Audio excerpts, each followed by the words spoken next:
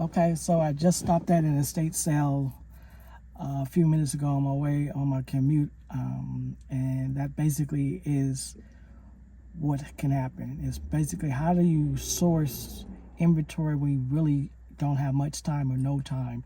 Basically, what I saw a signage, a little foldable sign, one of those one of those signs. I forget what they call that type of sign, but saw the sign. It wasn't too far away from where I was at. Zipped over there during the commute, and though it was in a high-end part of the city, as you can see in the background, it didn't meet the items that I was looking for. They had a lot of dishware, as you can imagine, some high-end dishware actually. I'd be surprised enough. The price was high. The price was a little bit higher too, 3 figures for some of the dishware. I think you could, depending if you know what you're doing, you could probably move that for definitely for 3 figures. I don't think 4 figures with that. So it would be a more of a you need to. I would say you would want to be established in that Wedgwood. It's like green platters, very ornate style. A lot of glassware. They also had some jewelry, some older clothes. None of the clothes appeared to be something I can move quickly, and some older shoes. None of the shoes were in good enough repair for me to, or a name brand. As in, even I can move Oxfords and Derbies and monk straps and those, those type of shoes, but it wasn't didn't meet the criteria for that. And that's something that you have to realize as a person that works, but also knowing that your time is your biggest asset. And after you quickly assess whether this is going to be a sourcing opportunity or it's just going to be a perusing opportunity and an enjoyment opportunity. It was nice to walk through the home and really see some of the items on how they lived. Unfortunately, they also had some vinyl records, which was of interest. There was a camera, a Minolta 35 XL, that I should do a little research on to see. That was at $200 some.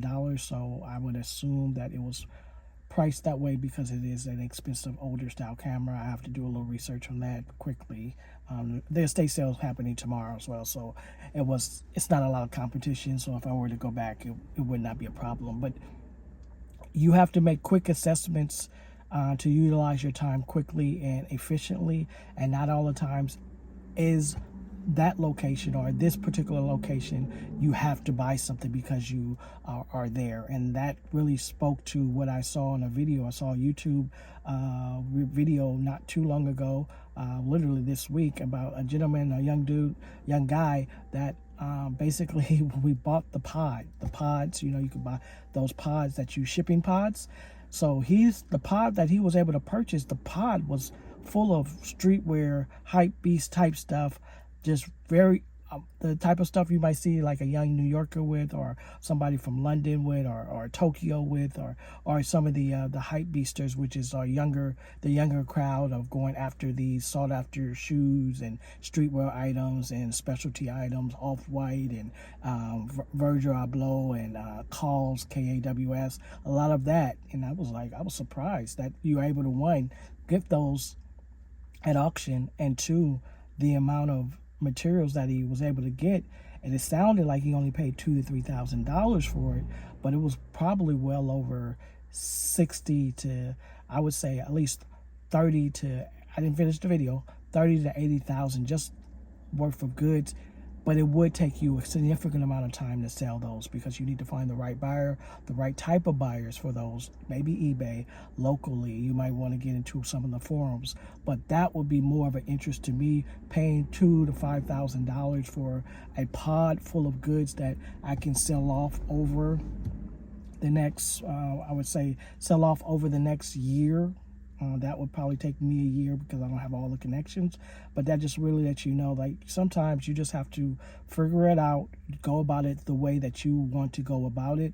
And specifically, if you're in a 9-to-5 scenario, you want to ensure that you are picking items that you have knowledge about. I didn't know much about Wedgwood platters and dishware. That's not my strongest suit. If they had some watches there, I could have gone with that. But that's not my lane. Stay in your lane basically stay in your lane.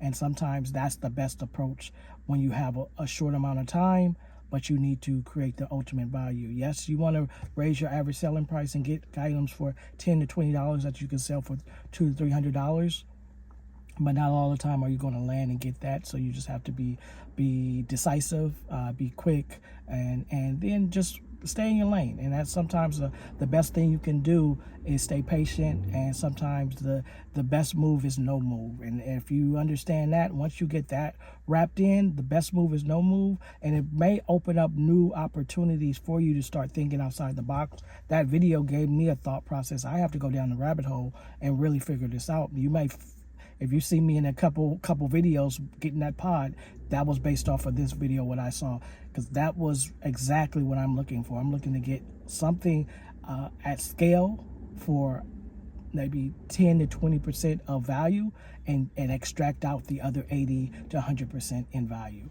But this is just a quick wrap up, knowing that it's very challenging for all you workers trying to have also a side income. But use your opportunities, don't pass it up. And I talked about estate sales, but continue to do what you do. All right, Commuter out.